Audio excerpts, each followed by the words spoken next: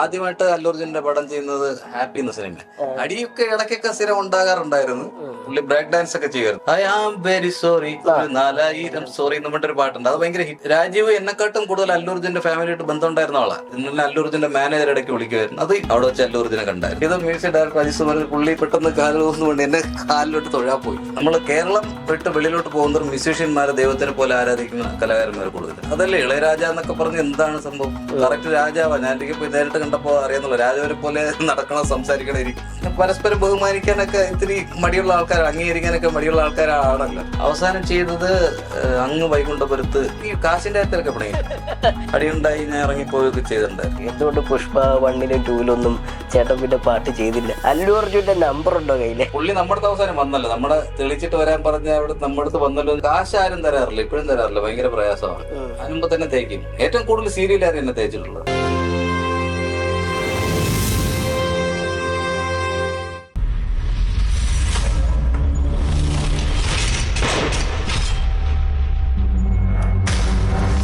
ഇന്ന് ഒരുപാട് സന്തോഷത്തിലാണ് ഞാനിവിടെ ഇരിക്കുന്നത്. കാരണം നമുക്കറിയാം, ഒരു സംഭവം, ഏതൊരു കലയും ആവർത്തിക്കപ്പെടും തോറും നമുക്കത് ഇഷ്ടപ്പെടാതെ വരും. ഇപ്പം കോമഡി സ്കിറ്റുകളായാലും ശരി, അല്ലെങ്കിൽ മറ്റുള്ള സംഭവങ്ങളായാലും ശരി, നമുക്ക് ഒരു തവണ കണ്ടിട്ട് പിന്നെയും കാണുമ്പോൾ നമുക്കത് ഇഷ്ടമില്ലാതെ വരും. പക്ഷേ സിനിമയുടെ ഗാനങ്ങളും അങ്ങനെയല്ല. അത് ഒരു സ്റ്റേജിൽ എത്ര തവണ ആവർത്തിക്കപ്പെട്ടാലും അതൊന്ന് കൂടുതൽ ഇമ്പമുള്ളതായി മാറും, കൂടുതൽ ഇഷ്ടമുള്ളതായി മാറും. മറ്റുള്ള എല്ലാം മരിച്ചാലും നല്ല ഗാനങ്ങൾക്ക് ഒരിക്കലും മരണമുണ്ടാകില്ല എന്ന് പറയുന്ന പോലെ ഇന്ന് നമ്മുടെ കൂടെ ഇരിക്കുന്നത് ഒരു മ്യൂസിക് ഡയറക്ടറാണ്, അല്ലേ? എന്ന് പറയാം. അല്ല, മ്യൂസിക് ഡയറക്ടറാണ് എന്ന് വിശ്വസിക്കുന്നു. അജിത് സുകുമാരൻ സാറാണ് നമ്മുടെ കൂടെ ഇരിക്കുന്നത്. സാറിനെ കുറിച്ച് അധികം പേർക്കും അറിയത്തില്ലായിരിക്കും, പക്ഷെ ഈ പാട്ടുകൾ ശ്രദ്ധിക്കുന്ന ആൾക്കാർക്ക് വളരെ അറിയാം. സാറെന്ന് വിളിക്കണ്ട, ചേട്ടാന്ന് വിളിച്ചത്. സാറെന്ന് വിളിക്കുമ്പോഴാ ഒരു ഡിസ്റ്റൻസ് കൂടി വരും. അതെ, എന്നാ ഇനി ചേട്ടാന്ന് വിളിച്ചോളാം. അപ്പോ ചേട്ടനെ കുറിച്ച് പറയുകയാണെങ്കിൽ ഇപ്പോഴ് നമുക്കറിയാം, അല്ലു അർജുന്റെ സിനിമ പുഷ്പ 2 ഭയങ്കര ഹിറ്റായിട്ട് നിൽക്കുന്ന സമയത്താണ്. പക്ഷെ അല്ലു അർജുൻ എന്ന് പറയുന്ന വ്യക്തിയെ ഈ കേരളത്തിൽ ഹിറ്റാക്കാൻ പ്രയത്നിച്ച ഒരു കരങ്ങളാണ് നമ്മുടെ മുന്നിലിരിക്കുന്നത്. ഏകദേശം 20ഓളം സിനിമകൾ, അല്ലു അർജുന്റെ മുഴുമാറ്റി എത്തിയ സിനിമകൾക്ക് സംഗീതം പകർന്നത് ഇദ്ദേഹമാണ്. സംഗീതം പകർന്നതല്ല, മൊഴിമാറ്റ സംഗീതം പുതിയ ആൾക്കാർ നമ്മുടെ ഭാഷയിലേക്ക് പകർന്നാടി അദ്ദേഹമാണ്. അപ്പൊ നമുക്ക് ഐത്തേട്ടന്റെ കൂടുതൽ വിശേഷങ്ങളും കാര്യങ്ങളൊക്കെ ഇപ്പോഴത്തെ മ്യൂസിക് ജീവിതത്തെ കുറിച്ചൊക്കെ നമുക്ക് അറിയാം. ഐത്തേട്ടൻ എന്തുണ്ട് വിശേഷം? സുഖമൊക്കെ അല്ലേ? നല്ല വിശേഷം. ഇപ്പൊ ഒരു സിനിമയുടെ വർക്ക് തീരാറായി. കുറച്ചു നാള് പ്രശ്നങ്ങളായിരുന്നു, നല്ലൊരു ഗ്യാപ്പ് വന്നായിരുന്നു. അപ്പൊ ഹിമുക്രി എന്ന് പറഞ്ഞൊരു മലയാള സിനിമയുണ്ട്. അതിന്റെ ബാക്ക്ഗ്രൗണ്ട് സ്കോർ കഴിഞ്ഞു. അതിനകത്ത് 3 പാട്ടുണ്ട്. ഒരു പ്രത്യേകത എന്ന് പറയുന്നത് അതിനകത്ത് നമ്മളിതുവരെയായിട്ടും കേട്ടിട്ടില്ലാത്ത ആദിവാസി സമൂഹങ്ങളിൽ ഉള്ളൊരു ഭാഷയിലുള്ള ഒരു പാട്ടുണ്ട്. ഓ, അത് ശരി. വെറൈറ്റി ഒക്കെ പിടിച്ചു തോടെ. എന്തെങ്കിലും വെറൈറ്റി ആയിക്കോട്ടെ എന്ന് കരുതിയിട്ട് ഒരു ഫൈറ്റ് സീനാണ്. ഫുള്ളൊരു പാടത്ത് ഹീറോയും കുറച്ച് കൂട്ടുകാരല്ല, ഫുൾ അടിയാ. അപ്പൊ അതൊരു ബാക്ക്ഗ്രൗണ്ട് സ്കോർ ചെയ്യണമെങ്കിൽ 5 മിനിറ്റോളം ഉണ്ട്. അപ്പൊ അത് ഭയങ്കര റിസ്ക് ആണ്. അതിന് എളുപ്പം ഒരു പാട്ടായിക്കോട്ടെ എന്ന് വിചാരിച്ചിട്ട് അങ്ങനെ ഒരു ജയമോഹൻ കടുങ്ങല്ലൂർ എന്ന കലാകൗമുദിയിൽ വർക്ക് ചെയ്യുന്ന ഒരു ഫ്രണ്ട് ഉണ്ട്. പുള്ളി കവിയും ഇതിൽ റിസർച്ച് ചെയ്യുന്ന ആളാണ്. പുള്ളിയാണ് ഈ പാട്ട് എഴുതിയിരിക്കുന്നത്. അത് പാട്ട് ഭയങ്കര കേൾക്കുമ്പോഴേ അതിന്റെ ഒരു പ്രത്യേകത അറിയുള്ളൂ, നമുക്കൊന്നും മനസ്സിലാവില്ല. പഴയ ആദിമകാലത്തെ നമ്മുടെ കേരളത്തിലുള്ള ഇപ്പോഴും ഊരുകളിലൊക്കെ ഉപയോഗിക്കുന്ന ഭാഷയാണ്. പക്ഷെ നമുക്കത് അർത്ഥം മനസ്സിലാക്കാൻ പറ്റുന്നു. പക്ഷെ വളരെ രസകരമായ വാക്കുകളാണ്.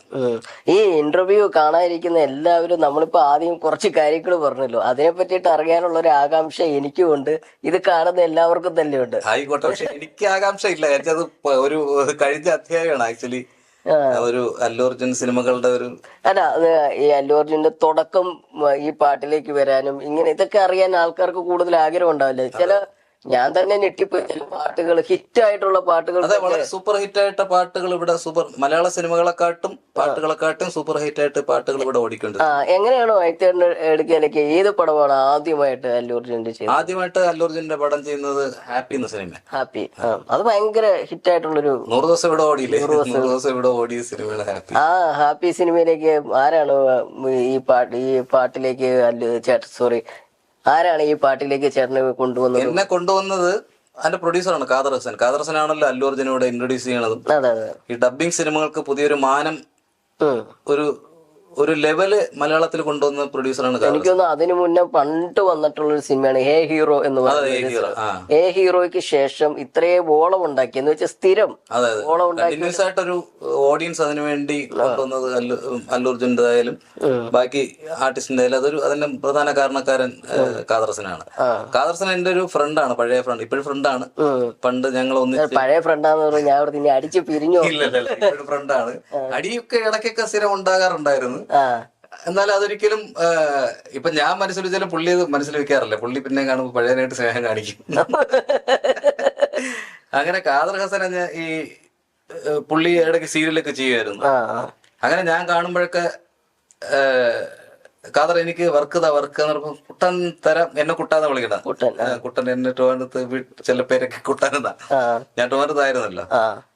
അങ്ങനെ ഇങ്ങനെ നിരന്തരം പുള്ളിക്ക് കടയുണ്ടായിരുന്നു. അവിടെ പോയി ഡ്രസ്സൊക്കെ എടുക്കും. പിന്നെ ഒരുപാട് ഞങ്ങള് ബന്ധം ഉണ്ടായിരുന്നു. പുള്ളി ബ്രേക്ക് ഡാൻസ് ഒക്കെ ചെയ്യുമായിരുന്നു പണ്ട്. ഭയങ്കര ബ്രേക്ക് ഡാൻസർ ഒക്കെ ആയിരുന്നു. അവർക്ക് ഒരു നല്ല ടീം, ഭീമാവള്ളിയിൽ ഒരു വലിയ ടീമൊക്കെ ഉണ്ടായിരുന്നു. ഭീമാവള്ളി കമർ എന്ന് പറയുന്ന ഒരാളുടെ കൂടെ നല്ല പ്രോഗ്രാംസ് പ്രൊഫഷണൽ ചെയ്തുകൊണ്ടിരുന്നതാണ്. അങ്ങനെ ഒരു ദിവസം പുള്ളി എന്നെ വിളിച്ചു പറഞ്ഞു, വന്ന് അത്യാവശ്യമായിട്ട് കാണണമെന്ന് പറഞ്ഞു. അങ്ങനെ ആണ് ഈ ചെന്നപ്പോഴെന്ന് പറഞ്ഞ ഇങ്ങനെ ഒരു സംഭവം ഉണ്ട്, ഡബ്ബിങ് സിനിമയാണ്. അപ്പൊ അത് നല്ല പണിയാണ്, എളുപ്പത്തിൽ ചെയ്യാൻ പറ്റില്ല, ചെയ്യാൻ പറ്റുമോ എന്ന് ചോദിച്ചു. ചേട്ടന്റെ ആദ്യത്തെ സംരംഭമായിരുന്നു അത് ശരിക്കും പറഞ്ഞ ഈ ഡബ്ബിങ് സിനിമ. ഡബ്ബിങ് സിനിമയിലെ ആദ്യത്തെ സംരംഭമായിരുന്നു. അല്ലെങ്കിൽ ഈ പറഞ്ഞ പോലെ ആര്യ അങ്ങനെ ഞാൻ കേട്ടിട്ടുണ്ട്. പിന്നെ പ്രണയമായി എന്നൊരു സിനിമ ചെയ്യണം. അതില് അഫ്സൽ പാടിയൊരു പാട്ട് I am very sorry, 4000 sorry എന്ന് പറഞ്ഞൊരു പാട്ടുണ്ട്. അത് ഭയങ്കര ഹിറ്റായിരുന്നു. അപ്പൊ അങ്ങനെ പുള്ളി ഡബ്ബിങ് മേഖലയിലായിട്ട് കാൽ വെച്ചായിട്ട് എനിക്ക് അറിയായിരുന്നു. അങ്ങനെയാണ് ഇതിനകത്ത് ജോയിൻ ചെയ്യണം. അല്ലാ, ഇതിപ്പം നമുക്ക് തന്നെ അറിയാം അല്ലു അർജുൻ എന്ന് പറയുന്ന വ്യക്തിയെ നമ്മൾ ഇഷ്ടപ്പെടാനുള്ള കാരണം നമുക്ക് കാണുമ്പോൾ ഒരു മലയാളിത്തം, പിന്നെ നല്ല ഡാൻസ്, എല്ലാം കൊണ്ടും നമുക്ക് ഇണങ്ങിയ ഒരു കഥാപാത്രം എന്ന് വെച്ചാൽ മലയാളികൾക്ക് ഇഷ്ടപ്പെടുന്ന ഒരു കഥാപാത്രം ആയിരുന്നു. അപ്പൊ നിങ്ങൾക്ക് ഉറപ്പുണ്ടായിരുന്നു തന്നെ വിളിച്ചപ്പോ ഇദ്ദേഹം ഇത്ര വലിയ എല്ലാവരുടെയും മനസ്സിൽ കീഴടക്കുന്ന ഒരു ആ സിനിമ ഞങ്ങൾ കാണുമല്ലോ. അതായത് ഈ ലിറിക്സ് എഴുതുന്ന സിജുവും പിന്നെ നമ്മുടെ എന്റെ മലയാളത്തിൽ സ്ക്രിപ്റ്റ് എഴുതുന്ന സതീഷ് മുതുകുളം ഉണ്ട്. പിന്നെ രാജീവുണ്ട്, അസോസിയേറ്റ് ഡയറക്ടർ രാജീവിനെ പലരും മറന്നുപോയതാ. രാജീവാണ് ആക്ച്വലി സതീഷ് മുതുകുളത്തിന്റെ കൂടെ ഇരിക്കുമെങ്കിലും ഇത്രയും മനോഹരമായിട്ട് അവരെ ഡബ്ബിച്ചോണ്ടിരുന്ന രാജീവിന്റെ ഒരു രാജീവ് തുളസിദാസിന്റെ അസോസിയേറ്റ് ഡയറക്ടർ ആയിരുന്നു. പിന്നെ സ്വന്തം പടം ചെയ്യാനൊക്കെ വേണ്ടി രാജീവ് എന്നെക്കാട്ടും കൂടുതൽ അല്ലു അർജുന്റെ ഫാമിലിയായിട്ട് ബന്ധം ഉണ്ടായിരുന്ന ആളാണ്. പക്ഷെ പിന്നെ കാലക്രമേണ രാജീവ് പിന്തള്ളപ്പെട്ടു പോയി. രാജീവിന്റെ പേരാരും പറയാറില്ല. പക്ഷെ ഞാൻ ഈ കഴിഞ്ഞ ദിവസം ഒരു ഇന്റർവ്യൂ, ഈ പുഷ്പ റിലേറ്റഡ് ആയിട്ടൊരു ഇന്റർവ്യൂ ഒരു ചാനൽ വന്നിട്ടുണ്ടായിരുന്നു. അപ്പൊ അത് കഴിഞ്ഞ് ഞാൻ ആകസ്മികമായിട്ട് രാജീവ് എന്നുള്ള വേറെ രാജീവിനെ തപ്പിപ്പോയി രാജീവിനെ വിളിച്ചു, കുറെ നേരം സംസാരിച്ചു. പക്ഷെ ആ പുള്ളിയൊന്നും ആക്ച്വലി പിക്ചറിലില്ല. കാരണം പുള്ളിയൊക്കെ ഒരുപാട് കഷ്ടപ്പെട്ടിട്ടാണ് ഈ ഡബ്ബിങ്സിനും ഡയലോഗ്സും കാര്യങ്ങളും ഡബ്ബിങ്ങിന്റെ മോഡുലേഷനും കാര്യങ്ങളും കൂടുതൽ വൃത്തികേടാവാതെ സൂക്ഷിച്ചൊരു വ്യക്തി.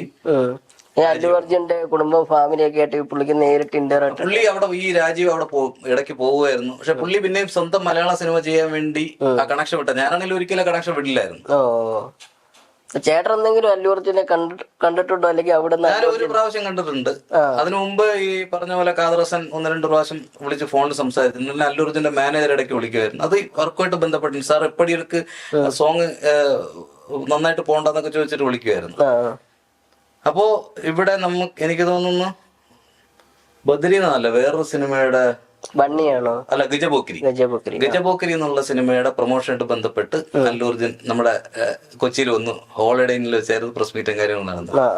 അവിടെ വെച്ച് അല്ലു അർജുനെ കണ്ടായിരുന്നു, സംസാരിക്കുകയൊക്കെ ചെയ്തു. പിന്നെ പുള്ളി ഇങ്ങനെ, ഞാൻ കഴിഞ്ഞ ഇന്റർവ്യൂവിലും പറഞ്ഞ ആൾക്കാർ ചിലപ്പോൾ ട്രോൾ ചെയ്യായിരിക്കും. അപ്പൊ ഞാൻ നിൽക്കുന്നു ഇങ്ങനെ ഖാദർ ഹസൻ പരിചയപ്പെടുന്നു. ഇത് സതീഷ് മുതുകുളം, ഉണക്ക് സാർ. ഇത് സിജു തൊഴിലിറസ്, ഉണക്ക് സാർ. ഇത് മ്യൂസിക് ഡയറക്ടർ അജിത് സുമാരൻ. പുള്ളി പെട്ടെന്ന് കാലുകൊണ്ട് എന്നെ കാലിലോട്ട് തൊഴാൻ പോയി. അപ്പൊ ഞാൻ പെട്ടെന്ന് ഈ വേണ്ടതുകൊണ്ട് ഞാനിങ്ങനെ തൊഴുതു, അങ്ങനെ ഷേക്കൻ്റെ കൊടുത്തു. അങ്ങനെ ഒരു സംഭവം ഉണ്ടാവും. ഭയങ്കര നമുക്കൊരു ഗംഭീരമായിട്ട് പെട്ടെന്നൊരു ഇങ്ങനെയൊക്കെ സംഭവിക്കുമെന്നുള്ളൊരു തോന്നല്. കാരണം ആ പാട്ടിൽ കൂടെ ആണല്ലോ പുള്ളി ഒരു വേറൊരു ലെവല്, ചിലപ്പോ ആ ഒരു സ്നേഹമായിരിക്കും പുള്ളി ആ ഒരു കാണിച്ചെന്ന് തോന്നുന്നല്ലേ. അത് മാത്രമല്ല, ഈ ഞാൻ പറഞ്ഞിട്ടുണ്ട് പലപ്പോഴും, എല്ലാവർക്കും അറിയാം, ഈ നമ്മൾ കേരളം വിട്ട് വെളിയിലോട്ട് പോകുന്നവർ മ്യൂസീഷ്യന്മാരെ ദൈവത്തിനെ പോലെ ആരാധിക്കുന്ന കലാകാരന്മാർ കൂടുതൽ. കേരളത്തിൽ അതില്ല. കേരളത്തിൽ അതില്ല. സിനിമ അതല്ലേ ഇളയരാജ എന്നൊക്കെ പറഞ്ഞ് എന്താണ് സംഭവം? കറക്റ്റ് രാജാവാ. ഞാൻ എനിക്ക് പോയി നേരിട്ട് കണ്ടപ്പോ അറിയാന്നുള്ള രാജാവിനെ പോലെ നടക്കണം, സംസാരിക്കണം, ഇരിക്കുന്നത്. ഇപ്പോഴും രാജാവ്. അതാ ഇപ്പോഴും രാജാവാ, യഥാർത്ഥത്തിൽ രാജാവിനെ പോലെ തന്നെ. ഇവിടെ ശരിക്കും ഇഷ്ടം പോലെ മ്യൂസിക് ഡയറക്ടർമാർ ഉള്ളത് കൊണ്ടാണോ ഒരു വിലയില്ലാത്ത? അതോ അല്ലെങ്കിലും മലയാളികൾ പറഞ്ഞ പോലെ പരസ്പരം ബഹുമാനിക്കാനൊക്കെ ഇത്തിരി മടിയുള്ള ആൾക്കാർ, അംഗീകരിക്കാനൊക്കെ മടിയുള്ള ആൾക്കാരാണല്ലോ. പിന്നെ കുറെ കഴിയുമ്പോഴേക്കോട്ടെ, നമ്മള് ചെറുപ്പകാലത്തൊക്കെ വളരെ ആവനവൻ എന്നൊക്കെ പറയും. പക്ഷെ പിന്നെ ചേട്ടാ ഈ 20 സിനിമകളോളം ചേട്ടൻ ചെയ്തിട്ടുണ്ട്. ഏറ്റവും അവസാനം ചെയ്ത സിനിമ ഏതായിരുന്നു? അവസാനം ചെയ്തത് അങ്ങ് വൈകുണ്ഠപുരത്ത് എന്ന് പറയുന്ന സിനിമയിൽ ഒരു പാട്ടാ. ഒരു പാട്ട്. അത് ക്ലൈമാക്സിലുള്ള ഒരു സോങ്. അത് നമ്മുടെ കാദർസനാണ് എഴുതിയത്. കാദർസന് നമ്മുടെ അടുത്ത് എപ്പോഴും ഒരു ഞാൻ ചെയ്താലേ ശരിയാവുള്ളൂ എന്നൊരു തോന്നൽ എപ്പോഴും. അത് ഏതായിരുന്നു ആ സോങ്ങിന്റെ? അത് പിന്നെ സിംഹരാജൻ അത് ഭയങ്കര ഹിറ്റായ പാട്ടല്ലേ? അതാ ഇവിടെ, അതായത് പടത്തിന്റെ റിലീസിന്റെ 2 ദിവസം മുമ്പ് എന്നെ വിളിക്കണേ. എന്നെ വിളിച്ചിട്ട് കുട്ടാ ആ പാട്ട്, ബാക്കിയെല്ലാ സോങ്ങും ഡയറക്ടർ ദേവിശ്രീ പ്രസാദ് ഇവിടുന്ന് പാട്ടുകാരെ അല്ലെങ്കിൽ അവിടുത്തെ പാട്ടുകാരെ വിളിച്ച് ഹൈദരാബാദിൽ നിന്ന് തന്നെ റെക്കോർഡ് ചെയ്തതാ. അപ്പൊ ഇത് വിളിച്ചു പറഞ്ഞ് അത് എനിക്ക് ആ പാട്ട് പുള്ളി എഴുതിയ പാട്ടാ. ഹരിനാരായണനൊക്കെ പാട്ട് എഴുതിയിട്ടുണ്ട് ആ സിനിമയില്. അപ്പോ പുള്ളി അതിന്റെ തെലുങ്ക് വേർഷനൊക്കെ വേറെ, തെലുങ്ക് വേർഷനൊക്കെ വേറെ ആൾക്കാർ അവിടുത്തെ ഇതേ പാട്ടൊക്കെ തന്നെയാണോ? ട്യൂണ് ഇതായിരിക്കും, പക്ഷെ ചില പ്രയോഗങ്ങൾ നമ്മുടെ അക്ഷരങ്ങളിൽ വരുന്ന വ്യത്യാസമുണ്ട്. അവിടെ വളരെ ചെറിയ വാക്കുകൾ നമ്മുടെ നീളത്തിൽ വാങ്ങുമ്പോ കുറച്ച് നമ്മള് ട്യൂണൊക്കെ ഇത്തിരി ഇങ്ങനെ ഇതൊക്കെ ഇങ്ങനെ കേട്ടിപ്പോ ആ ഭാഷ ഈ ഭാഷയിലേക്കൊക്കെ മാറ്റി ഇവരെ കൊണ്ടൊക്കെ പാടിപ്പിച്ച ലിപ്പൊക്കെ നോക്കിയിരിക്കും. നല്ലൊരു പണിയാണ്. അല്ല, ലിപ്പ് നോക്കണത് ആക്ച്വലി സിജു തറൂറിന്റെ പണിയാണ്. പക്ഷെ അതിന്റെ കൂട്ടത്തില് കൂടിയിരിക്കുവായിരുന്നു. വെച്ചാല് കാദർസൻ സമ്മതിക്കില്ല. രാവിലെ ഒരു 9 മണിയാകുമ്പോൾ തന്നെ വിളി തുടങ്ങും. അപ്പൊ ഞാൻ വീട്ടിൽ നിന്നപ്പോ സിജു അവിടെ ഒരു പുള്ളിയുടെ ഒരു പ്രൊഡക്ഷൻ ഹൗസിലാണ് താമസിക്കണം. അപ്പൊ ഞാൻ അവിടെ ചെല്ലും. രാത്രി 10-11 മണി വരെ ഈ അവിടെ ഭയങ്കര യുദ്ധമാ. ഈ സിജു എഴുതുന്ന പുള്ളിക്ക് ഇഷ്ടപ്പെടില്ല, പുള്ളി പറയുന്ന സിജുവിന് ഇഷ്ടപ്പെടില്ല. അപ്പൊ നമ്മൾ അതിനിടയ്ക്ക് കിടന്ന് അടിക്കരുത്, സമാധാനമാണ് മെയിൻ സംഭവം. പുള്ളി ഭയങ്കര നിർബന്ധമായിരുന്നു. ഒരു പാട്ടൊക്കെ 3 ദിവസം കൊണ്ടൊക്കെ പാട്ട് എഴുതുന്നത്. സിജു എത്ര പ്രാവശ്യം പിണങ്ങി പോയിട്ടുണ്ടെന്ന് അറിയാമോ? ചേട്ടൻ പിണങ്ങിയിട്ടുണ്ടോ എപ്പോഴും? ഞാൻ ഈ കാശിന്റെ കാര്യത്തിലൊക്കെ പിണങ്ങി. പിന്നെ പിണങ്ങി വേറൊരു അത് കാതർ കേട്ടാ എന്നെ തെറി പറയും. ഞാൻ ഗഗൻ എന്ന് പറഞ്ഞ സിനിമ ഉണ്ടായിരുന്നു. അത് എനിക്ക് ആ ഹീറോയുടെ പേര് മറന്നുപോയി. അതിനകത്ത് കാദർസന ഫുള്ള് പാട്ട് എഴുതിയ. അപ്പൊ ഈ കാദറാണെങ്കിൽ പുതിയ വാക്കുകളൊക്കെ ഉണ്ടായിക്കൊണ്ടുവരും. പുള്ളിയുടെ മനസ്സിൽ ചില പുതിയ വാക്കുകളൊക്കെ ഉണ്ടായിരിക്കും. പുള്ളി അത് ആ വാക്കുകൾ കൊണ്ടുവന്നിട്ട് അതങ്ങ് നമ്മളങ്ങ് അടിച്ചേൽപ്പിക്കാൻ ശ്രമിക്കും. ആക്ച്വലി അതിന് ഒരു അർത്ഥമൊന്നും ഉണ്ടാവൂല. ചിലപ്പോ അർത്ഥം ഭയങ്കര തെറ്റായിരിക്കും. അങ്ങനെ ഞാൻ ആദ്യം പറയാൻ കുഴപ്പമില്ല, പിന്നെ നോക്കാം എന്ന് പറയും. പിന്നെ അവസാനമാകുമ്പോ നമുക്ക് കൺട്രോൾ വിട്ടിട്ട് പറഞ്ഞ പോലെ റൈസായി പോകും. പിന്നെ പുള്ളിയുടെ വേറൊരു ഐഡിയ എന്ന് വെച്ചാൽ നമ്മള് ചില പുള്ളിയുടെ ചില വരികളൊക്കെ വേണ്ടെന്ന് പറഞ്ഞ് പുള്ളി ഇത് മാറ്റി വെച്ചിട്ട് അടുത്ത പാട്ട് വരുമ്പോ ആ വരികൾ കൊണ്ട് അവിടെ പ്ലേസ് ചെയ്യും. ഭയങ്കര മീറ്റർ പ്രശ്നമുണ്ട് കാദർസൻ എഴുതുന്നതില്. കാര്യം പുള്ളി സംഗീതമായിട്ട് അത്രയ്ക്ക് താളവും ഇതില്ലാത്തതുകൊണ്ട് ബാക്കി എക്സ്പെർട്ട് ആയിട്ടുള്ള ആൾക്കാർ എഴുതുന്ന പോലെ കാദർസൻ എഴുതാൻ പറ്റില്ല.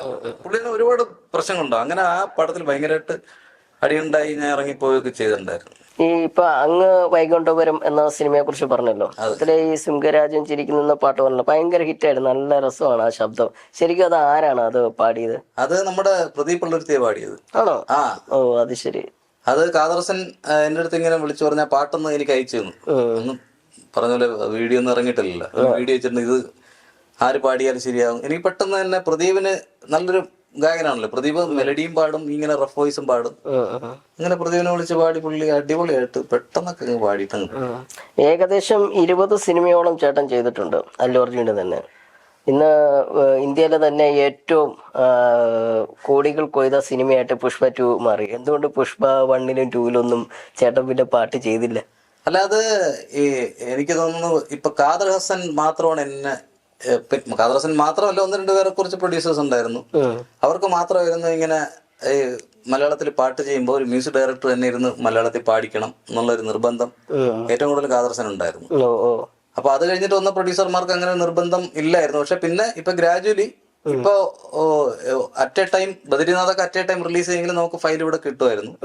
ഇപ്പൊ പല ഭാഷകളിലും ഡബിങ് ഉള്ള രീതിയിലല്ലല്ലോ, പല ലാംഗ്വേജിൽ ഇറക്കുന്നുള്ള രീതിക്ക്. അപ്പൊ അവർക്ക് ഒരേ സമയം ചെയ്യുന്നതുകൊണ്ട് പാട്ടുകാരെ അവിടെ വിളിച്ചിട്ട് ദേവിശ്രീ പ്രസാദ് ആണെങ്കിൽ അല്ലെങ്കിൽ നമ്മുടെ മറ്റേ കീരവാണി സാറാണെങ്കിൽ അവര് പാട്ടുകാരെ അവിടെ വിളിച്ചാൽ പാടിക്കണം. അപ്പൊ അങ്ങനെ ഒന്നും നമ്മുടെ മീഡിയേറ്ററുടെ ആവശ്യമില്ലല്ലോ. പക്ഷെ അതിൽ കുറെ അപകടങ്ങളൊക്കെ ഉണ്ട്. വാക്കുകൾ കേൾക്കുമ്പോ അറിയാം. പാട്ട് ഇപ്പോഴ് എന്തായാലും ഞാനൊക്കെ ചെയ്ത വർക്കും ഇതും കമ്പാരിസൺ നോക്കി കഴിഞ്ഞാല് ഞാൻ ചെയ്ത വർക്കിൽ ഒരിക്കലും ഒരു ഭാഷയെ വലിച്ചു കീറി ഒട്ടിച്ച ഒരു പാട്ടും നമ്മൾ ചെയ്യാറില്ല. പക്ഷെ ഇപ്പോ അങ്ങനത്തെ വാക്കുകളൊക്കെ ആർക്കും മനസ്സിലാകത്തുമല്ലോ. പിന്നെ ഓളത്തിനെ കേട്ടു പോകുന്നല്ലാതെ അത് ഉറപ്പായിട്ടുണ്ടോ ഒരു മലയാളി അർത്ഥം മനസ്സിലാക്കി പാടിക്കുന്നതും മലയാളം അറിഞ്ഞിടാത്ത ഒരു മ്യൂസിക് ഡയറക്ടറുടെ ട്യൂൺ മാത്രം നോക്കി പാടിക്കുന്നതിൽ നല്ല വ്യത്യാസം ഉണ്ടാവും. അതായത് രഹസ്യമായിട്ട് പറഞ്ഞാൽ മതി, പരസ്യമായിട്ട് പറഞ്ഞില്ലെങ്കിലും നമ്മൾക്ക് ദാരുണം പറയാനൊന്നും വല്ല പോകുന്നൊന്നുമില്ല. അല്ലു അർജുന്റെ നമ്പർ ഉണ്ടോ കയ്യില്? ഇല്ല, അല്ലു അർജുന്റെ മാനേജറുടെ നമ്പറേ ഉള്ളൂ. അല്ലു അർജുന്റെ നമ്പർ ഒന്നും അങ്ങനെ പുള്ളി അങ്ങനെ ഷെയർ ചെയ്യാൻ പറ്റിയ നമ്മളൊന്നും അത്ര വലിയ സെലിബ്രിറ്റീസ് ഒന്നും അല്ല. മാനേജർ ഇപ്പോഴും ഇടയ്ക്ക് വിളിക്കാറൊക്കെ ഉണ്ട്? ഇല്ലല്ല, അവരുടെ കാര്യം കഴിഞ്ഞില്ല. ഇപ്പൊ നമുക്ക് ആവശ്യം ഉണ്ടെങ്കിൽ വിളിക്കാൻ അവരൊന്നും അങ്ങനെയൊന്നും വിളിക്കേണ്ട ആവശ്യമില്ല. അവർക്ക് അജിസുമാരോട് എന്താ ആവശ്യം? അയത്തേട്ട് ഇപ്പൊ സിനിമ മാത്രമല്ലല്ലോ, വേറെ ഒരുപാട് സംഗീതങ്ങളൊക്കെ മ്യൂസിക് ചെയ്തിട്ടുള്ള ഒരു വ്യക്തിയാണ്. കാസറ്റുകളായാലും മറ്റേ ഭക്തിഗാനമാണെങ്കിലും അല്ല ലളിതഗാനം ഒക്കെ ചെയ്തിട്ടുണ്ടാവുമല്ലോ. ഏറ്റവും കുറച്ച് കൂടുതൽ ചെയ്തിട്ടില്ല, കാസറ്റ് ഒക്കെ വളരെ കുറച്ച് ചെയ്തിട്ടുള്ളൂ. അപ്പൊ അയത്തേട്ടൻ ഒരുപാട് സീരിയലൊക്കെ ചെയ്ത് ഹിറ്റ് ആയിട്ടുണ്ട്, ബാക്ക്ഗ്രൗണ്ട് സ്കോർ എന്നൊക്കെ പറഞ്ഞില്ലേ. അപ്പൊ ഏതെങ്കിലും ഹിറ്റ് ആയിട്ടുള്ള ഏത് സീരിയലാന്ന് പറയാ? ഒരു 2 വർഷം മുമ്പാണ് അത് എന്റെ മാതാവ് എന്ന് പറഞ്ഞ സീരിയൽ ഭയങ്കര ഹിറ്റായിരുന്നു. സൂര്യ ചാനല് തിരിച്ച് റേറ്റിംഗിൽ കയറി വന്ന സീരിയല. അതിലാദ്യമായിട്ടായിരിക്കും യൂട്യൂബിൽ വന്നപ്പോ കമന്റ്സിൽ ബാക്ക്ഗ്രൗണ്ട് സ്കോർ നല്ലതെന്ന് സീരിയലിന് പറയണ ലോക ചരിത്ര അല്ല മലയാള ടെലിവിഷൻ ചരിത്രത്തിൽ ആദ്യമായിരിക്കും കമന്റ്സ് ഉണ്ടായിരുന്നു. ഞാൻ ആദ്യം ഓർത്തതല്ലേ, ആദ്യമായിട്ടായിരിക്കും ലോക ചരിത്രത്തിൽ ഇത് വന്നപ്പോൾ ആൾക്കാർ ചീത്ത പറഞ്ഞത്. ഇല്ല, അതായത് ഒരിക്കലും ഈ പറഞ്ഞ ആക്ടേഴ്സിന്റെ കാര്യങ്ങളും കമന്റ്സും ട്രോളൊക്കെ ഒരുപാടുണ്ട്, തെരുവിളിയൊക്കെ ഉണ്ട്. പക്ഷെ ആദ്യമായിട്ടാണ് അതിനകത്ത് താഴെ പശ്ചാത്തല സംഗീതം നന്നായിരുന്നു എന്നുകൊണ്ട് ഒരുപാട് കമന്റ്സ് ഒന്നും ഉണ്ടായിരുന്നു. ചേട്ടാ ഇപ്പൊ ഒരുപാട് മ്യൂസിക് ഡയറക്ടറൊക്കെ വരുന്നുണ്ടല്ലോ. ചിലര് പറയുന്നത് ചിലരുടെ പാട്ട് പോരാ, അത് പോരാ, ചിലര് പറയുന്ന അവര് പഠിക്കാത്തതുകൊണ്ട് ചെയ്താണ്, അങ്ങനെയുള്ള ഒത്തിരി വിഷയങ്ങൾ വരുന്നുണ്ടല്ലോ. ഇതിനെ പറ്റിയിട്ട് എന്താണ് ചേട്ടൻ്റെ ഒരു അഭിപ്രായം? ഓരോരുത്തർ ജീവിക്കാൻ വേണ്ടി പല പണികളും ചെയ്യണം, അതിന്റെ കൂട്ടത്തിൽ മ്യൂസിക് ചെയ്യണവരുണ്ട്. അല്ലാതെ ഇതിനു വേണ്ടി ആത്മാർത്ഥമായിട്ട് കഷ്ടപ്പെട്ട് മ്യൂസിക് ഡയറക്ടറാവാൻ വേണ്ടി വന്നവരുണ്ട്. പിന്നെ ഫ്ലൂക്കിന് സൗഹൃദത്തിന്റെയും എന്താ പറയുക സ്വാധീനത്തിന്റെ പേരിൽ മ്യൂസിക് ചെയ്യുന്നവരുണ്ട്. പാട്ട് കേൾക്കുമ്പോൾ തന്നെ അറിയാം. ശരിക്കും മ്യൂസിക് ഡയറക്ടേഴ്സിന് ഇപ്പം ഒരുപാട് ചാൻസ് ഉള്ള ഒരു സമയമാണ് തോന്നുന്നല്ലേ നമ്മുടെ ഈ നാട്? ചാൻസ് എന്ന് വെച്ചാൽ എപ്പോഴും മ്യൂസിക് എന്ന് മാത്രമല്ല, ഏത് മേഖലയിലും രക്ഷപ്പെട്ടവന് മാത്രമേ ചാൻസ് ഉള്ളൂ. രക്ഷപ്പെടാത്തവർക്ക് ആരും ചാൻസ് കൊടുക്കില്ല. ചേട്ടൻ രക്ഷപ്പെട്ടിരിക്കില്ല ഇഷ്ടംപോലെ. ഞാൻ രക്ഷപ്പെട്ടെന്ന് പറയാം. എന്റെ ഒരു ലക്ഷ്യം ഇതൊന്നും ആയിരുന്നില്ല. എന്റെ പേര് കേൾക്കുമ്പോൾ ജനം അറിയണം, എന്റെ പാട്ടുകൾ ആൾക്കാർ അറിയണമെന്നുള്ള രീതിയിൽ. പക്ഷെ നമുക്ക് അതിനുള്ള പ്ലാറ്റ്ഫോം കിട്ടിയിട്ടില്ല. അല്ല ഇത്രയും അതൊരു കാര്യം സത്യമാണ്. കാരണം ഇത്രയും വർഷമായിട്ട് കൂട്ടായിട്ടേ ഐറ്റേനാണ് അല്ലു അർജുന്റെ 20 പടത്തിന് പാട്ട് ചെയ്തിട്ടുള്ള വ്യക്തി ഒന്നും എനിക്കറിയില്ല. അല്ല കാദർസം പോലും മലയാള സിനിമ ഇനി ചാൻസ് ഒന്നുമില്ലല്ലോ. ഞാൻ ചോദിച്ചപ്പോ കുട്ട നീ തെളിയിച്ചിട്ട് വരാൻ പറഞ്ഞ. അത് ശരി. എന്നിട്ട് പുള്ളി ഒരു പുതിയ മ്യൂസിക് ഡയറക്ടർക്ക് അവസരം കൊടുത്തു. അവസാനം ഒരു ദിവസം രാവിലെ 7 മണിയായപ്പോ നമ്മുടെ ജോസ് വരാപ്പുഴയും പ്രൊഡക്ഷൻ കണ്ടുകൊണ്ട് കാദർസനൊക്കെ HMD ജംഗ്ഷനിൽ ഒന്ന് വിളിക്കുകയാണ്. കുട്ട നിന്റെ വീട് എവിടെ താമസിക്കണം? അപ്പൊ കാദർ വീട്ടിൽ വന്നിട്ടില്ല ആ സമയത്ത്. അപ്പൊ ഞാൻ പറഞ്ഞു ഇങ്ങനെ പൈപ്പ് ലൈനിലാണ്. ഞങ്ങളത് അങ്ങോട്ട് ഞാൻ എവിടെ? ഞാൻ HMD ജംഗ്ഷനിലുണ്ട്. ഞാൻ ഉറങ്ങിക്കിടക്കരുത് ചാടി എണീറ്റ് പല്ലൊക്കെ തേച്ച് അവിടെ നിന്നപ്പോ ജോസേട്ടനും കാദറും കൂടെ വന്നിട്ട് പുള്ളി ഡയറക്ട് ചെയ്ത പടം ബാക്ക്ഗ്രൗണ്ട് സ്കോർ പുള്ളിക്ക് ഇഷ്ടപ്പെട്ടില്ല. അതിൽ കോമഡി സീക്വൻസ് എല്ലാം മാറ്റി ചെയ്യണമെന്ന് പറഞ്ഞു. അപ്പോഴെനിക്കന്ന് ഞാനന്ന് ഫെഫ്കയുടെ മ്യൂസിക് ഡയറക്ടേഴ്സ് യൂണിയന്റെ ജനറൽ സെക്രട്ടറി ആയിരുന്നു. അപ്പൊ അതിലെ 8 മ്യൂസിക് ഡയറക്ടേഴ്സിനെ വെച്ചിട്ട് ജാം ഗ്രാബ് എന്നുകൊണ്ട് ലോകത്തിലെ തന്നെ ഏറ്റവും ഒരു ബാൻഡായിരുന്നു മ്യൂസിക് ബാൻഡിന്റെ പ്രോഗ്രാം. എനിക്ക് 15-ാം തീയതി ദുബായിൽ പോകണമായിരുന്നു. അപ്പൊ ഇദ്ദേഹം ഒരു 3-ാം തീയതി 4-ാം തീയതി ഒക്കെ വരണ. കുട്ട എങ്ങനെ ചെയ്തെന്നേ പറ്റുമോ മറ്റേ മറിച്ചെന്നൊക്കെ പറഞ്ഞ് അപ്പോഴെനിക്ക് പഴയത് ചുര ഉണ്ട്. പക്ഷെ ആ പുട്ടാകുലിയിലെല്ലാം തീർന്നതാണ്. പിന്നെ നമ്മള് വിചാരിക്കും പുള്ളി നമ്മുടെ അവസാനം വന്നല്ലോ, നമ്മുടെ തെളിച്ചിട്ട് വരാൻ പറഞ്ഞ അവിടെ നമ്മുടെ അടുത്ത് വന്നല്ലോ എന്ന് വിചാരിച്ചിട്ട് അപ്പൊ ഞാൻ പറഞ്ഞ കോമഡി സീക്വൻസ് ഒക്കെ ഞാൻ ചെയ്ത് തരുന്നുണ്ട്. ഫുൾ ആ സിനിമയുടെ full comedy sequence background score മാറ്റി ചെയ്ത് കൊടുത്തു. പിന്നെ ഒരു സുമേഷ് ആനന്ദ് എന്ന് പറയുന്ന വേറെ മ്യൂസിക് കമ്പോസർ ഉണ്ട്, പുള്ളി പ്രോഗ്രാമറൊക്കെ. പുള്ളി ബാക്കിയുള്ള സീൻസ് അപ്പൊ എനിക്ക് പോകണമെന്നുള്ളതുകൊണ്ട് കോമഡി ബാക്കിയുള്ള സീരിയസ് കാര്യങ്ങളൊക്കെ പുള്ളി മാറ്റി. അങ്ങനെ കാതറസൻ, പക്ഷെ പുള്ളിയെ അതൊന്നും കാര്യമൊന്നുമില്ല, പുള്ളിയുടെ കാര്യം കാണാൻ വേണ്ടി ഒന്നുമില്ല, ഞാൻ അങ്ങനെ വിചാരിക്കണുള്ളൂ. എപ്പോഴും വിളിക്കാറൊക്കെ ഉണ്ടോ? പിന്നെ എപ്പോഴും കഴിഞ്ഞ ആഴ്ച വിളിച്ചത്. ചിലപ്പോ ഈ ഇന്റർവ്യൂ ഇറങ്ങി കഴിഞ്ഞാൽ വിളിക്കുമോ? ഇന്റർവ്യൂ ഇറങ്ങി കഴിയുമ്പോ ചില വിളിച്ചിടാ നീ അങ്ങനെ പറയണ്ടായിരുന്നൊക്കെ പറയും. പക്ഷെ എനിക്ക് പറയണമല്ലോ, അല്ലെ എന്റെ ഭാര്യയും മക്കളല്ലേ ഇത് കേട്ടോണ്ടിരിക്കണ, നാട്ടുകാരത്ത് പറയാറില്ലല്ലോ ഇത്. അത് ശരിയാണ്. അങ്ങനെ ഈ മ്യൂസിക് ഫീൽഡിൽ വന്നിട്ട് ഇങ്ങനെ ഒരുപാട് വിഷമിക്കുന്ന വേറെ അനുഭവങ്ങളൊക്കെ ഉണ്ട്? ഇഷ്ടം പോലെ ഉണ്ട്. കാശ് ആരും തരാറില്ല, ഇപ്പോഴും തരാറില്ല, ഭയങ്കര പ്രയാസമാണ്. ചെക്കൊക്കെ ഉണ്ടോ? ചെക്കൊന്നുമില്ല, ചെക്കൊന്നും തരാറില്ല, അതിനുമ്പോ തന്നെ തേക്കും. ചെക്കിന്റെ ലെവലെത്തണ വരുമ്പോ തേക്കപ്പെടും. പിന്നെ ഈ ഹിമുക്രിയുടെ കാര്യം പറയാതിരിക്കാമല്ലോ കേട്ടോ. പുള്ളി പറഞ്ഞ ചെറിയ പൈസ മുഴുവൻ കാശും വർക്ക് തീർന്നതിന് മുമ്പ് തന്നു. ഞാൻ പുള്ളിയുടെ അടുത്ത് പറഞ്ഞു, നിങ്ങള് എനിക്ക് ഇത്രയും വർഷം ജീവിതത്തിനിടയിൽ കൃത്യമായിട്ട് പൈസ തന്ന ചുരുക്കം ചില പ്രൊഡ്യൂസർമാരിൽ ഒരാളാണ് താങ്കളെന്ന് പറഞ്ഞു. പിന്നെ എന്റെ മാതാവിന്റെയും പ്രൊഡ്യൂസർ പേരെടുത്ത് പറയണം, പുള്ളി പക്കാ പേയ്മെന്റ് ആയിരുന്നു. ഏറ്റവും കൂടുതൽ സീരിയലായിരുന്നു എന്നെ തേച്ചിട്ടുള്ളത്. ഒരു സീരിയൽ പ്രൊഡ്യൂസർ സിന്ദൂര രേഖ എന്ന് പറഞ്ഞൊരു സീരിയൽ ചെയ്തുകൊണ്ടിരുന്ന തുളസിദാസ് ചേട്ടനാണ് എന്റെ ഡയറക്ടർ. ഒരു 10-40 എപ്പിസോഡ് കമ്പോസ് ചെയ്ത് RR ചെയ്തു. നമ്മുടെ വീട്ടിലെ കറണ്ടും ഈ കാറും പുള്ളി അത് ഏഷ്യാനെറ്റ് സീരിയലായിരുന്നു. അപ്പൊ അതിന്റെ ഒരു എന്തോ ഒരു നായർ സാർ, പുള്ളി മറന്നുപോയി, പുള്ളി ഏതോ പഴയ അന്തപുരത്തിന്റെ പ്രൊഡ്യൂസർ ആയിരുന്നു. ഇയാൾ ഇവിടെ വന്നിട്ട് നമ്മുടെ ഭയങ്കര സൗഹൃദമൊക്കെ ആയിരുന്നു. വർക്ക് തന്നു, ആദ്യം കുറച്ച് അഡ്വാൻസ് തന്നു. അവസാനം പുള്ളി ഭയങ്കര വെള്ളോടിയും അർമാദമൊക്കെ ആയിരുന്നു, ഭയങ്കര അർമാദമായിരുന്നു. ഭയങ്കര ഗ്ലാമറാ പുള്ളിയെ കാണാം, ഭയങ്കര നല്ല സംസാരം. നമ്മൾ കാശ് വാങ്ങിയാൻ വേണ്ടി കുത്തിപ്പിടിക്കാൻ ചെല്ലുമ്പോൾ അയാളെ സംസാരം കേട്ടിട്ട് ശരിയാട്ടോ ഓക്കെ ചായ വാങ്ങിച്ചെന്ന് വിടുന്ന ടീമാ. അങ്ങനെ നമുക്ക് കുറെ ആ സെറ്റിൽ ഭയങ്കര ഇഷ്യൂ ആയി. അങ്ങനെ PT നഗറിൽ അവിടെ ഒരു പാറമട എന്ന് പറഞ്ഞ ഒരു രഹസ്യ സംഗീതം പറഞ്ഞ വീട്ടിലാണ് നിങ്ങൾ താമസിക്കണം, പ്രൊഡക്ഷന്റെ. അവിടെ രഹസ്യ സംഗീതം അവിടെ കഴിഞ്ഞ വെള്ളോടി സകല പരിപാടികളും ഉണ്ടായിരുന്നു അതിനകത്ത്. പുള്ളി സൈറ്റിൽ പോവില്ല. അവസാനം തോറ്റി പോസ്റ്റ് പ്രൊഡക്ഷൻ പിടിച്ചിരുന്നവൻ ഇതിന്റെ പ്രൊഡ്യൂസറായി. ഒരു ദിവസം ഇയാൾ വിളിച്ചു പറഞ്ഞു, മോനെ എന്നൊന്ന് ഹെൽപ്പ് ചെയ്യണം, എനിക്ക് വീട്ടിൽ പോകാൻ പൈസ ഇല്ല, എനിക്ക് വീട്ടിൽ എന്നെ സഹായം, ഇനി വീട്ടിൽ പോകാൻ പൈസ ഇല്ല. അത് മാത്രല്ല ഇവർ കണ്ട പ്രശ്നം, എന്നെ ഇവിടെ വിടൂല എന്ന് പറഞ്ഞു. ഞാനും എൻ്റെ ഒരു ഫ്രണ്ട് അശോകൻ എന്ന് പറയും, പുള്ളി ഇപ്പോ ഒരു സീരിയലൊക്കെ അഭിനയിക്കുന്ന ഒരു ആക്ടറാ. ഞങ്ങൾ രാത്രി 2 മണിക്ക് അവന്റെ കാർ വിട്ട് പോയിട്ട് പുള്ളിയെ രഹസ്യമായിട്ട് അവിടെ നിന്ന് കടത്തി 5000 രൂപ വണ്ടിക്കൂലിയും കൊടുത്ത് ചെന്നൈയിൽ കയറ്റി വിട്ടു. എന്നിട്ട് 2-3 പ്രാവശ്യം എന്നെ വിളിച്ചായിരുന്നു പുള്ളി, മോനെ ഞാൻ പൈസയൊക്കെ തരാം, നിങ്ങളുടെ പൈസ തരാം. പക്ഷെ ഈ പുള്ളി പോയിട്ടൊരു 3 മാസം പുള്ളി മരിച്ചുപോയി. ഈ സീരിയല് ആ പോസ്റ്റ് പ്രൊഡക്ഷൻ ഇടുന്ന, എനിക്ക് അയാളുടെ പേരെന്ന് പറഞ്ഞാൽ ഭയങ്കര ഉടായ്പായിരുന്നു. അവരൊക്കെ ഇയാളെ പറ്റിച്ച് ഇയാളുടെ ദൗർബല്യങ്ങളൊക്കെ മുതലെടുത്തിട്ടേ ഒരു കാശും കിട്ടില്ല. എനിക്കും പോയി. നമ്മൾ ഈ സൗഹൃദവും ഈ പറഞ്ഞ പോലെ ദയ കാണിച്ച് പ്രൊഡ്യൂസർ തരും വെച്ചിട്ട് അങ്ങനെ ഒരുപാട് സീരിയൽ കാശ് ഉപയോഗിക്കുമ്പോൾ നിന്റെ മ്യൂസിക് കൊള്ളൂല എന്ന് പറഞ്ഞിട്ടുണ്ട്. അത്രയും നാൾ ഉപയോഗിച്ചത്, ഇത്രയും നന്നായിട്ട് പണി ചെയ്ത് മ്യൂസിക് കൊടുത്തിട്ട് ഏറ്റവും അവസാനം കാശ് ചോദിക്കുമ്പോൾ നിന്റെ മ്യൂസിക്. അതെ. പിന്നെ വേറെ അവരുടെ ഇപ്പോഴത്തെ ഐഡിയ എന്ന് വെച്ചാല് ഒരു 8 എപ്പിസോഡൊക്കെ ചെയ്തിട്ട് പിന്നെ അതിനെ തന്നെ കോപ്പി ചെയ്തിടും, വീണ്ടും കോപ്പി ചെയ്തു. അതുകൊണ്ട് ഞാനിപ്പോ ഒരു 50,000-70,000 മുൻകൂർ ചോദിക്കും. കാശ് വാങ്ങി പറയാം, അത് മ്യൂസിക് പോരാ, പഞ്ചില്ല, ചാനൽ വിളിച്ച് വരുന്നൊക്കെ ന്യായം പറയും. അതുകൊണ്ട് ആരും വിളിക്കാറില്ല, കാശ് ചോദിക്കും ആദ്യം. 75,000 1 ലക്ഷം രൂപ അഡ്വാൻസ് എന്നാ ചെയ്തു തരാന്ന് പറയും. എന്നിട്ട് നിങ്ങൾ പിടിച്ചിടുകയോ പിടിക്കാതെ ഇടുകയോ എന്തുകൊണ്ടെങ്കിലും ചെയ്തോളാൻ പറയും. അപ്പൊ ഇപ്പൊ വിളിക്കില്ല.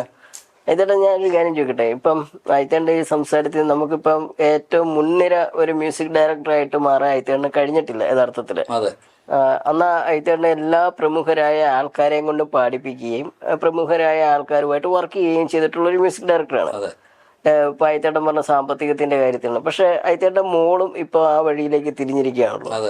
മോള് വളരെ ചെറുപ്പത്തില്, എനിക്ക് തോന്നുന്നു ഇപ്പൊ എത്ര വയസ്സുണ്ടാവും മോൾക്ക്? മോളിപ്പോ 16 വയസ്സായി. 16. എനിക്ക് തോന്നുന്നു 14-12 വയസ്സിനെങ്ങാണ്ട് പതുക്കെ. ഇല്ല, അവള് യഥാർത്ഥത്തില് 9 വയസ്സിലാണ് ആദ്യത്തെ ഒരു പുറത്തിറങ്ങിയ ഒരു ആൽബം ചെയ്യണത്. അതിനും ഒരു 4 വയസ്സ് മുതൽ തന്നെ കമ്പോസ് ചെയ്ത ഒരുപാട് ട്യൂൺസ് ഇപ്പോഴും എന്റെ കമ്പ്യൂട്ടറിലുണ്ട്. അപ്പൊ ഞങ്ങൾ വിചാരിച്ചത് കൊച്ചു പിള്ളേർ എല്ലാരും ഇങ്ങനെ വായി തോന്നുന്ന പാട്ട്, വായി തോന്നുന്ന കോതയ്ക്ക് പാട്ട് എന്ന് പറഞ്ഞ കൊച്ചു കുട്ടികൾ പാടുമല്ലോ, അങ്ങനെയാണ് വിചാരിച്ചിരുന്നത്. പക്ഷെ അത് ഇപ്പോഴും നോക്കിക്കഴിഞ്ഞാൽ ആ പാട്ടൊക്കെ ചെയ്തപ്പോ വളരെ ഇപ്പോഴത്തെ നല്ല കോമ്പോസിഷൻസ് ആയിട്ട് നമുക്ക് മാറാം ആ പാട്ടുകൾ ഇപ്പോഴും ചെയ്തു കഴിഞ്ഞാൽ. അങ്ങനെ കുറെ പാട്ട് കിടപ്പുണ്ട്, കുറെ പാട്ടൊക്കെ ചെയ്തിട്ടുണ്ട്. അപ്പൊ ഇപ്പൊ മോള് മ്യൂസിക്കിന്റെ വഴിയിലേക്ക് തിരികെയാണല്ലോ. അതെ. അപ്പൊ ഇപ്പൊ ഒരു പക്ഷേ നമ്മുടെ ജീവിതത്തിൽ നമ്മൾ രക്ഷപിടിക്കാതെ ഒരു പക്ഷെ നമ്മൾ പോയിട്ടുണ്ടെങ്കിൽ അതിന് കാരണം എന്താന്ന് വെച്ച് കഴിഞ്ഞാൽ ഒന്നെങ്കിൽ നമ്മൾ തിരഞ്ഞെടുത്ത കൂട്ടുകെട്ട് അല്ലെങ്കിൽ നമ്മൾ പോയ വഴി കറക്റ്റ് അല്ലായിരിക്കും. അതുകൊണ്ടാണല്ലോ നമുക്ക് ഇങ്ങനെയുള്ള സംഭവങ്ങൾ. അപ്പൊ മോക്ക് അങ്ങനെ രീതിയിൽ വരുമ്പോഴത്തേക്കിനും ഏതായാലും ഒരു മ്യൂസിക് ഡയറക്ടറായിട്ട് പേര് കിട്ടി മാത്രം മുന്നോട്ട് പോയിട്ട് കാര്യമില്ല. സാമ്പത്തികം വേണം, നല്ല സൃഷ്ടികൾ ഉണ്ടാക്കണം. അപ്പൊ മോക്ക് എന്താണ് അങ്ങനെയുള്ള ഒരു ഉപദേശം കൊടുക്കാൻ? എനിക്ക് പറ്റിയതുപോലെ നിന്നെ ആരും അവൾക്ക് നന്നായിട്ട് അറിയാം. പിന്നെ പിന്നെ എല്ലാവരുടെ ഒരു വളർച്ചയുടെ ആരംഭത്തിൽ ആരും കാശ് കൊടുക്കില്ലല്ലോ. ഇല്ല. പക്ഷെ എങ്കിൽ പോലും ഇപ്പോഴും ഞാനിനി അവളുടെ കാര്യത്തിൽ വളരെ സെലക്റ്റീവായിട്ട് 1-2 ചെറിയ അബദ്ധം പറ്റി. അവള് 10 വയസ്സിലൊക്കെ ചെയ്ത സിനിമകൾ 2-3 സിനിമകൾ ചെയ്തായിരുന്നു. ഒന്നും പുറത്ത് വന്നിട്ടില്ല. ഒരെണ്ണം സെൻസർ ചെയ്തതൊക്കെ ഇപ്പൊ ഇറങ്ങും 3-4 വർഷം ചെയ്തതാ. ഇപ്പൊ ലോകത്തിലെ തന്നെ ഏറ്റവും പ്രായം കുറഞ്ഞ മ്യൂസിക് കമ്പോസറാണ് അവള്. പക്ഷെ ഇവരൊക്കെ സമയത്തിന് ഇറക്കിയിരുന്നെങ്കിൽ ഇപ്പോഴാ 11 വയസ്സുള്ള മ്യൂസിക് ഡയറക്ടർ സെൻസർ ചെയ്യുമ്പോൾ തന്നെ ഉണ്ടാവില്ല. ഇപ്പൊ ഒരു പടം എങ്ങനെ 15-ാം വയസ്സിൽ സെൻസർ ചെയ്തു. അപ്പോഴിപ്പോഴും നിലവിൽ ഇന്ത്യൻ സിനിമയിൽ തന്നെ ഏറ്റവും പ്രായം കുറഞ്ഞ മ്യൂസിക് കമ്പോസറാണ് എന്റെ മകൾ ശ്രേയ. അപ്പോ ഇനി ഞാൻ പിന്നെ വിചാരിക്കുന്നത് നല്ല പ്രൊജക്ട് വരണേ ചെയ്യണം. അല്ലെങ്കിൽ യൂട്യൂബ് ഉണ്ടല്ലോ, യൂട്യൂബിൽ പാട്ട് പാടി ഇട്ടാൽ മതിയല്ലോ. സോഷ്യൽ മീഡിയയിലേക്ക് തിരിയാനുള്ളൊരു ഇതാണോ ഇതെണ്ണം പറയുന്നത്? അതെ. സിനിമ എന്തായാലും പറഞ്ഞ പോലെ ഈ നമ്മളൊന്നും വിചാരിക്കണമല്ലേന്നല്ല. ആരും നമ്മൾ ഫ്രീ ആയിട്ട് ചെയ്ത് കൊടുക്കുന്നത് നമുക്ക് അവസരം തരില്ല. അയത്തേട്ടാ, ഈ സിനിമയെ പറ്റി പറഞ്ഞുകൊണ്ടാണ്, അതായത് അയത്തേട്ടൻ ഒരു സിനിമ ഇപ്പം ഡയറക്റ്റ് ചെയ്തുകൊണ്ടിരിക്കുകയാണ്. അതെ. എനിക്ക് ആദ്യമായിട്ടൊരു നെഗറ്റീവ് വേഷമൊക്കെ അതിനകത്ത് തന്നിട്ടുണ്ട് അയത്തേട്ടൻ. അപ്പൊ ആ സിനിമ ഇപ്പം ഒരു കുറച്ചൊക്കെ ഷൂട്ട് കഴിഞ്ഞിട്ട് ഇങ്ങനെ നിൽക്കുകയാണ്. ശരിക്കും പറഞ്ഞാൽ ഇപ്പൊ ഒരു ഡയറക്ടറും കൂടാണ്.